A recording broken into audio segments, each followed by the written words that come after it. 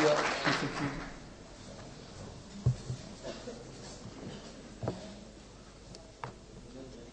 نحمده ونصلي على رسوله الكريم اما بعد فاعوذ بالله من الشیطان الرجیم. بسم اللہ الرحمن الرحیم. انتہائی واجب الاحترام معزز محترم مہمانان گرامی، سامعین اکرام، جناب جنرل حمید گل صاحب، سینیٹر اسم ظفر صاحب، ڈاکٹر رفیق احمد صاحب اور تمام بھائیوں، بزرگوں، خواتین و حضرات، السلام علیکم ورحمۃ اللہ وبرکاتہ. میں سب سے پہلے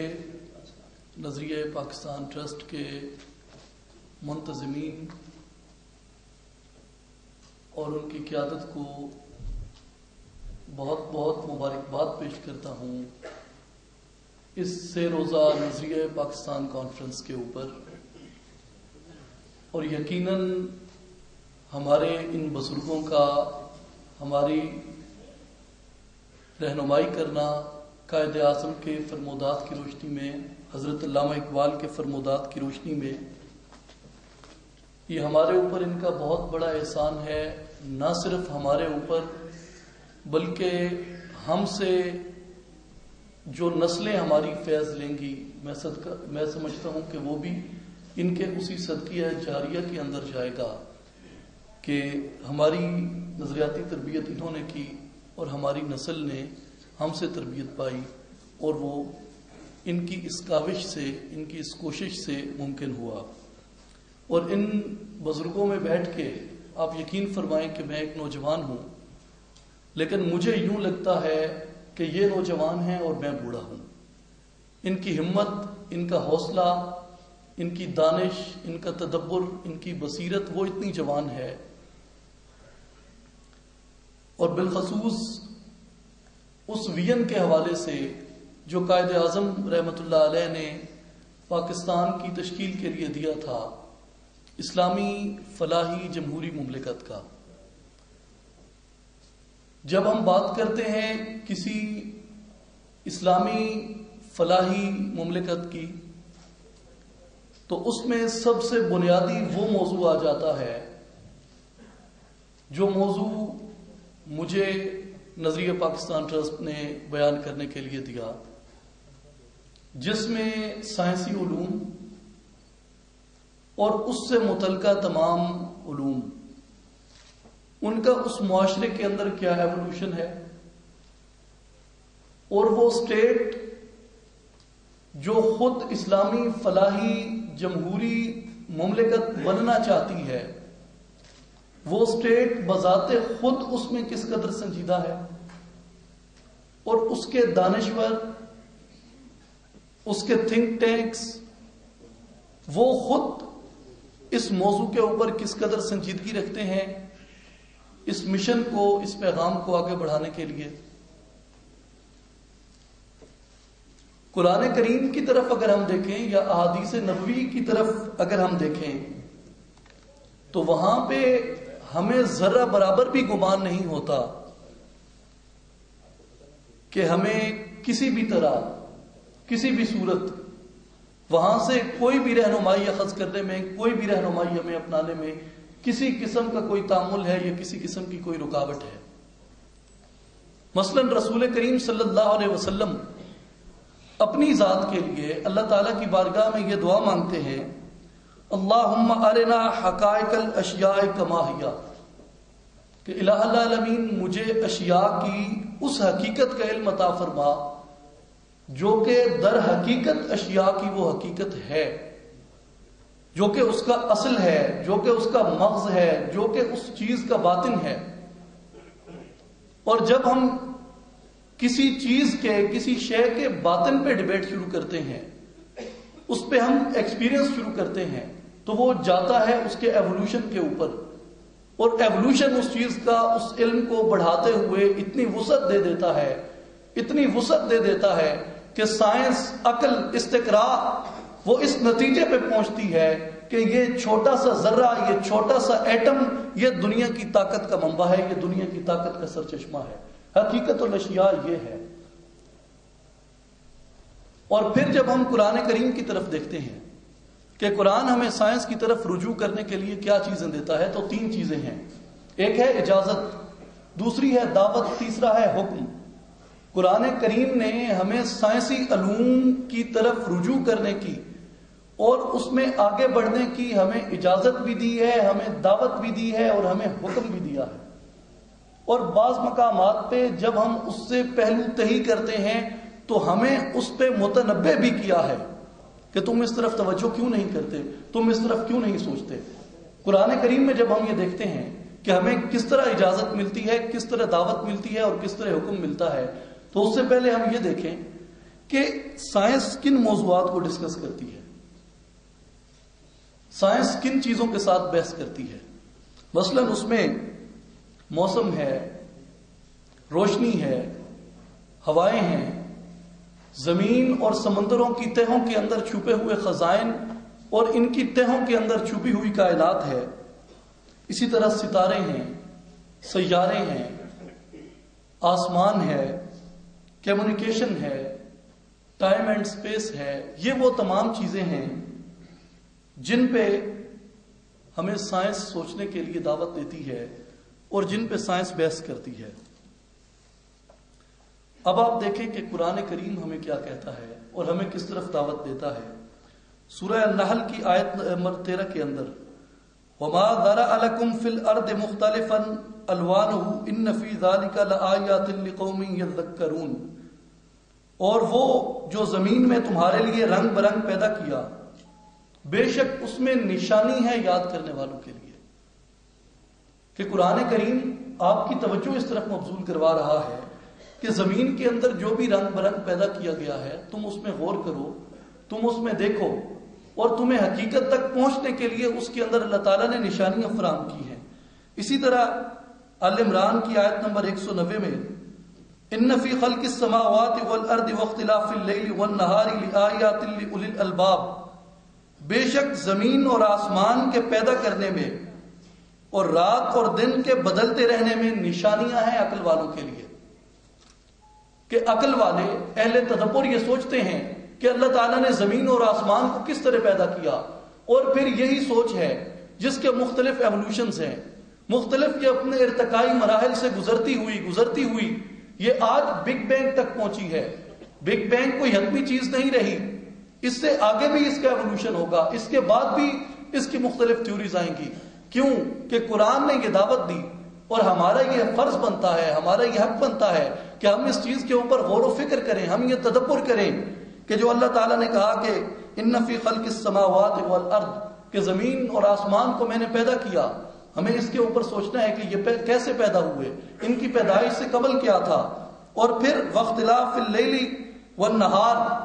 رات اور دن کے بدلتے رہنے کے اندر اللہ تعالیٰ کہہ رہے ہیں کہ اس میں نشانیاں ہیں عقل والوں کے لیے۔ پھر اسی طرح سورہ عنکبوت کی آیت نمبر 20 میں دیکھیں قُلْ سِیرُوا فِی الْأَرْضِ فَانظُرُوا کَیْفَ بَدَأَ الْخَلْقَ ثُمَّ اللَّهُ يُنْشِئُ نَشْأَةَ الْآخِرَةِ، ان سے کہو کہ وہ زمین کی سیر کریں اور دیکھیں کہ خدا نے کس طرح اشیاء خلق کی ہیں، اس کے بعد بھی خدا انہیں دوبارہ پیدا کرے گا۔ اللہ تعالیٰ مسلسل قرآن کریم کے اندر ہماری یہ توجہ دلا رہا ہے کہ ہم اس چیز کے اوپر غور کریں۔ قُلْ سِیرُوا فِی الْأَرْضِ، زمین کے اندر سیر کرو، زمین میں گھومو، اس تجربے کو حاصل کرو۔ فَانظُرُوا کَیْفَ بَدَأَ الْخَلْقَ، اور یہ دیکھو کہ اللہ تعالیٰ نے اس زمین کو کس طریقے سے پیدا کیا، زمین کی تنظیم کس طریقے سے کی، آسمان کی تنظیم کس طریقے سے کی، کس طریقے سے ان تمام چیزوں کو ایک ڈسپلن کے اندر، ایک سیکوینس کے اندر، ایک آرگنائز طریقے کے ساتھ ان چیزوں کو کھڑا کیا اللہ تبارک و تعالیٰ نے۔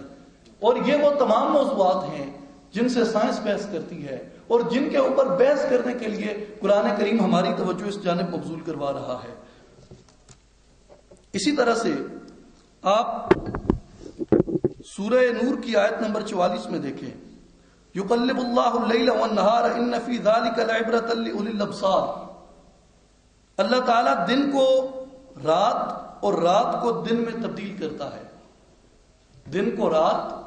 اور رات کو دن میں تبدیل کرتا ہے، بے شک اس میں دیکھنے والوں کے لیے نشانیاں ہیں۔ پھر ہمیں اس طرف مشاہدے کی دعوت دی، پھر ہمیں اس طرف بلایا کہ دیکھو یہ ٹائم کیا ہے، یہ کس طریقے سے بدلتا ہے، رات کس طریقے سے دن کے اوپر غالب آ جاتی ہے، دن کس طریقے سے رات کے اوپر غالب آ جاتا ہے، اس کی ترتیب کیا ہے، یہ وہ موضوع ہے جو قرآن کریم ہمارے لیے کھولتا ہے، اور یہ موضوع خالصتاً سائنس کے ساتھ ڈسکس کرتا ہے. اس موضوع کے اوپر خالصتاً ہماری عقل استقرائی وہ بحث کرتی ہے. اسی طریقے سے سورہ لقمان کی آیت نمبر 20 میں دیکھیں، الم تروا ان اللہ سخر لکم ما فی السماوات وما فی الارض واسبغ علیکم نعمہ ظاہرا وباطنہ، کیا تم نہیں دیکھتے کہ جو کچھ بھی آسمانوں اور زمینوں میں ہے اللہ تعالیٰ نے وہ سب تمہارے لیے مسخر کر دیا ہے، اور عام کر دی ہیں اللہ تعالیٰ نے تمہارے اوپر اپنی ظاہری اور باطنی نعمتیں. آپ پھر دیکھیں قرآن کریم کے اندر کہ الم تروا ان اللہ سخر لکم، تم نہیں دیکھتے ان چیزوں کو جو اللہ تعالیٰ نے تمہارے اوپر مسخر کر دی، تم نہیں دیکھتے ان چیزوں کو جو اللہ تبارک و تعالیٰ نے تمہارے اوپر مسخر کر دی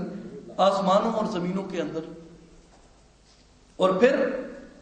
قرآن کریم کے اندر پے در پے یہ احکامات اللہ تعالیٰ مسلسل فرما رہے ہیں. مثلا سورہ نحل کی آیت نمبر 12 میں دیکھیں، اللہ تعالیٰ نے رات دن سورج اور چاند کو تمہارے لیے مسخر فرما دیا ہے،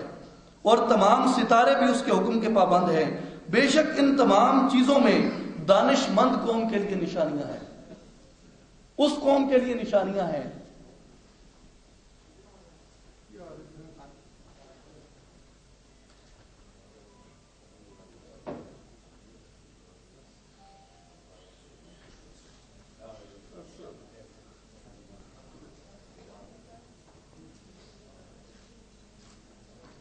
چیئرمین نظریہ پاکستان ٹرسٹ آبرو صحافت عزت مآب مجید نظامی صاحب کرسی صدارت پہ تشریف فرما ہوئے ہیں.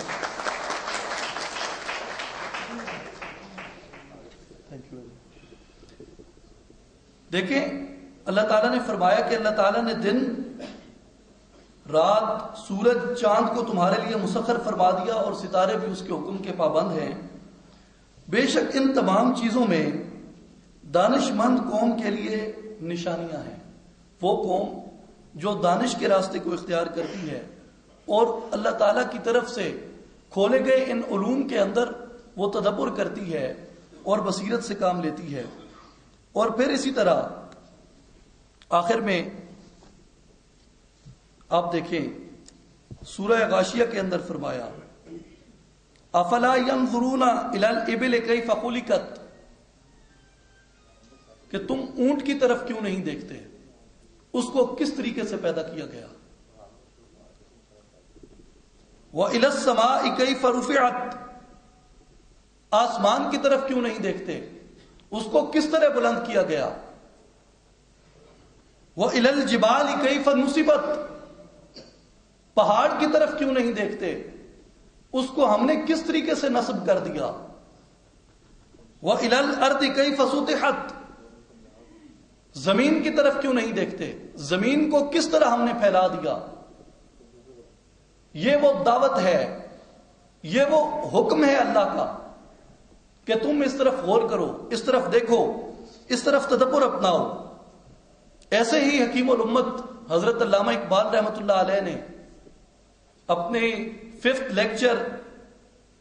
اسپرٹ آف مسلم کلچر میں نہیں فرمایا کہ the birth of Islam is the birth of inductive intellect، کہ اسلام کسی بھی جگہ پہ، قرآن کسی بھی جگہ پہ، احادیث مبارکہ کسی بھی جگہ پہ آ کے وہ ان علوم کے اندر مانے نہیں ہوتی، وہ اس کے ترقی کے اندر، اس کے ارتقاء کے اندر وہ کسی بھی جگہ آ کے وہ ٹھہرتی نہیں، وہ اس کو جامد نہیں کرتی، وہ اس کو ساکن نہیں کرتی، وہ اس کو راکد نہیں کرتی، بلکہ وہ اس کو تحرک دیتی ہیں، وہ اس کو تحریک دیتی ہیں اور وہ اس کو آگے بڑھاتی ہیں. اور آپ یقین کیجئے کہ شروع کی جو تاریخ ہے اسلام کی، اس سے لے کے ہمارے قرون وسطی کے زمانے تک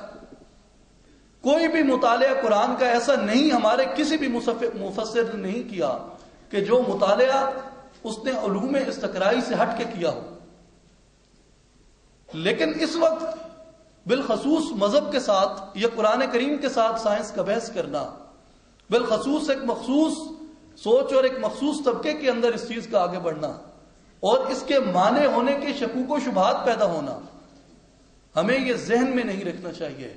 کہ اس سوچ کا یا اس فکر کا وہ کسی بھی طریقے سے قرآن کریم سے کوئی تعلق بنتا ہے۔ ہاں، ہمیں اس میں ضرور اتنی احتیاط برتنی چاہیے کہ ہم سائنس سے قرآن کو ثابت کرنے کی بجائے قرآن سے سائنس کو ثابت کریں۔ مثلا جب ایک تجربہ ہو جاتا ہے سائنس کا، ہمارے دانشور اور ہمارا اہل فکر طبقہ وہ اس وقت سوچنا شروع کرتا ہے کہ ہاں یہ تجربہ قرآن کریم سے کس طرح پروو ہوتا ہے، جبکہ ہمارے وہ بزرگ، ہمارے وہ اسلاف جنہوں نے اس کا ارتقا کیا، وہ اس تجربے کے ہونے سے قبل وہ قرآن سے رہنمائی لیتے تھے کہ یہ تجربہ کس طرح سے رونما ہو سکتا ہے۔ ہمیں یہ صرف تھوڑا سا اس میں تدبر اٹھانے کی ضرورت ہے، اور اس میں ہمیں ایک چیز ذہن میں رکھنی چاہیے کہ سائنسی علوم یا ان کا ایوولوشن وہ جس بھی قوم کے پاس ہوگا، ورلڈ آرڈر صرف وہی قوم جاری کرے گی۔ یونانی دنیا پہ کب قابض رہے؟ جب یونانیوں کے پاس ان کے بڑے بڑے فلسفی اور ان کے بڑے بڑے دماغ پیدا ہو رہے تھے۔ ایرانی تہذیب کب ابھری اور کب نکھری اور کب چھائی؟ جب ایران کے اندر اہل علم، اہل قلم پیدا ہو رہے تھے، اہل دانش پیدا ہو رہے تھے۔ آپ عربوں کو دیکھیں، عربوں کی تہذیب ایک چھوٹے سے خطے سے اٹھتی ہے، افریقہ، یورپ، ایشیا تک وہ پھیل جاتی ہے۔ اس کے پیچھے طاقت کیا تھی؟ یقیناً ہمارے ایمان کی طاقت وہ اولین شرط ہے، لیکن اس کے ساتھ ساتھ ہمارے ہاں ہمارے وہ عظیم مفکر اور وہ عظیم مدبر پیدا ہو رہے تھے۔ اور آج آپ مغرب کے اندر دیکھیں، آج مغرب کا ورلڈ آرڈر کیوں ہے؟ وہ فقط اسی لیے ہے کہ ان سائنٹیفک نالجز کا جتنا بھی ایوولوشن ہے وہ مغرب کے اندر ہو رہا ہے۔ اور اسی طرف ہماری توجہ مبذول کرواتے ہیں حضرت علامہ اقبال رحمۃ اللہ علیہ کہ ضمیر مشرق ہے راہبانہ، ضمیر مغرب ہے تاجرانہ، وہاں دگرگوں ہے لحظہ لحظہ، یہاں بدلتا نہیں زمانہ۔ وہاں ہر روز ایک نئے موضوع کے اوپر ڈیبیٹ ہو رہی ہے، وہاں ہر روز ہر موضوع کی نئی سمت، نئی جہت ایجاد ہو رہی ہے، اور ہمیں 400 سال ہو گئے ہیں ہم نور بشر کا فیصلہ نہیں کر سکے۔ ہم پچھلے 400 سال سے ہم اپنے ان اہم دقیق مسائل کو کسی بھی طور پہ حل نہیں کر سکے اور اپنی اس بحث کو آگے نہیں بڑھا سکے، اور ریپیٹیشن ہو رہی ہے انہی نظریات کی، انہی کو ہم گھسیٹ رہے ہیں، کبھی اس طرف کبھی اس طرف، اس کی کوئی نئی جہت نہیں نکل رہی۔ اور پھر آپ اسی طرح دیکھیں کہ یہ ایوولوشن ہی ہے جو ہماری تہذیب کا، ہماری ثقافت کا، ہماری طاقت کا جو سرچشمہ بنتا ہے، اور یہی ایوولوشن ہے جو ہم سے کھو گیا، اغیار کے ہاتھ میں چلا گیا، اور آج ان کے ہاں یہ طاقت کا سرچشمہ بنا ہوا ہے۔ حضرت علامہ اقبال رحمۃ اللہ علیہ اسی طرف ہماری توجہ دلواتے ہوئے کہتے ہیں کہ وہ اپنے علم کے موتی، کتابیں اپنے آبا کی، جو دیکھیں ان کو یورپ میں تو دل ہوتا ہے سی پارا، گنوا دی ہم نے جو اسلاف سے میراث پائی تھی، سریا سے زمین پہ آسمان ہم کو دے مارا۔ اور پھر اسی نظم کے اختتام پہ حضرت علامہ نے جو مرحوم غنی کاشمیری کا شعر لکھا کہ غنی روزے سیاہ پیر کناں را تماشا کن، کہ نور دید عشق روشن کند چشم زلیخا را، کہ غنی کاشمیری کہتے ہیں کہ اس حضرت یعقوب کی طرف اشارہ کرتے ہوئے، غنی روزے سیاہ پیر کناں را تماشا کن، کہ حضرت یعقوب کی طرف دیکھو، وہ یوسف علیہ السلام، وہ یوسف کے ہجر میں وہ اپنی آنکھوں کی بینائی دے بیٹھتے ہیں، اور اسی یوسف سے زلیخا اپنی آنکھوں کا نور حاصل کرتی ہے۔ غنی روزے سیاہ پیر کنا را تماشا کن، کہ نور دید عشق روشن کند چشم زلیخا را۔ یہاں حضرت علامہ نے اس شعر کو اس نظریے کے ساتھ درج فرمایا کہ یوسف، اس کے حسن کو حضرت علامہ نے علم کے ساتھ تشبیہ دی، اور پیر کنا یعنی حضرت یعقوب کو حضرت علامہ نے اسلامی دنیا کے ساتھ تشبیہ دی، اور زلیخا اس کو حضرت علامہ نے مصر کے ساتھ، یا آپ اسے کہہ دیں کہ اسے یورپ کے ساتھ یا مغرب کے ساتھ تشبیہ دی کہ غنی روزے سیاہ پیر کنارا تماشا کن کہ نور دیداش روشن کند چشم زلیخا را. بیٹا یعقوب کا تھا لیکن یعقوب کا نور چلا گیا اور غیر کے ہاتھ میں، اور اس کے آنکھ کو وہ روشن کر رہا ہے. علم ہمارا تھا، کتب ہماری تھیں، لیکن آج ان کی لائبریریز میں ہے، تو اس لیے ان کا ورلڈ آرڈر ہے، اسی لیے ان کے ہاں یہ ایوولوشن ہو رہا ہے. اور یہی اگر ہم بڑے بلند بانگ دعوے کرتے ہیں، ہمارے ان بلند بانگ داموں کی تب تک تکمیل نہیں ہو سکتی جب تک ہمارے ہاں قرطبہ، بغداد اور اس کے مماثل یونیورسٹیز، ریسرچ انسٹیٹیوشنز اور لائبریریز قائم نہیں ہوتی. یہ تمام کی تمام چیزیں یہ مشروط ہیں ہمارے اس ایوولوشن آف نالج کے ساتھ، اور ہمارا اس میں یہ اہم کردار بنتا ہے کہ ہمیں اپنے اس وراثت کو، جس کی طرف ہمیں قرآن کریم نے توجہ دلوائی، ہمیں اپنی اس وراثت کو جس کی طرف ہمیں قرآن کریم نے توجہ دلوائی، ہمیں ہماری وہ وراثت جو ہمارے اسلاف نے عطا کی، ہمیں اس وراثت کے حصول کے لیے اپنے تمام انسٹیٹیوشنز، اپنے تمام ادارے، ان کو متحرک کرنا ہوگا. اور کیونکہ اس کی وجہ یہ ہے کہ یہ تمام ہمارے ادارے یہ تقریباً نان پروڈکٹیو ہو چکے ہیں. ہمارے جتنے مدارس ہیں اللہ ماشاء اللہ، اگر آپ ان کی طرف دیکھیں تو ان سے فرقہ واریت جنم لے رہی ہے. اگر آپ اپنے تعلیمی اداروں کی طرف، یونیورسٹیز کی طرف دیکھیں تو یہاں پہ ٹائپسٹ اور کلرک سے اگلی کوئی کیٹیگری نہیں پیدا ہو رہی. اس کی وجہ فقط اور فقط یہ ہے کہ ہمارے ہاں سائنس کا، ان علوم کا وہ تدبر نہیں، اور اس کی نئی جہاد کو پیدا کرنے کا وہ کوئی طریقہ اور سلیقہ ہمارے پاس نہیں. اور عہد مغلیہ سے لے کے آج تک ہم نے صرف بلند عمارات اور بلند قلعے پیدا کیے. بلند عمارتوں سے، بلند قلعوں سے تاریخ نہیں رقم ہوتی. جس طرح حضرت علامہ اقبال فرماتے ہیں، جہان تازہ کی افکار تازہ سے ہے نمود کہ سنگ و خشت سے ہوتے نہیں جہاں پیدا، اینٹوں اور پتھروں سے جہان کی تعمیر نہیں ہوتی.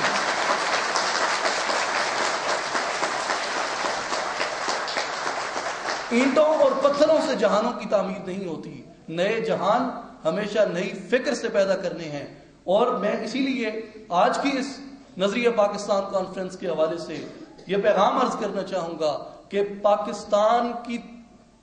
تکمیل ہمارے دیگر اہم متنازع مسائل، جن میں کشمیر، جوناگڑھ اور وہ مسائل سر فہرست ہیں، ان کے بغیر بھی نہیں ہو سکتی. اور اس پاکستان کی تکمیل جس میں ہماری فکر کا ارتقاء ہے، وہ اس وقت تک بھی نہیں ہو سکتی جب تک ہمارے ہاں سائنسی علوم کا ایوولوشن وہ اپنے پورے اس جوبن پہ نہیں ہوتا جو ہمیشہ سے مسلمانوں کی روایت رہی. Thank you very much.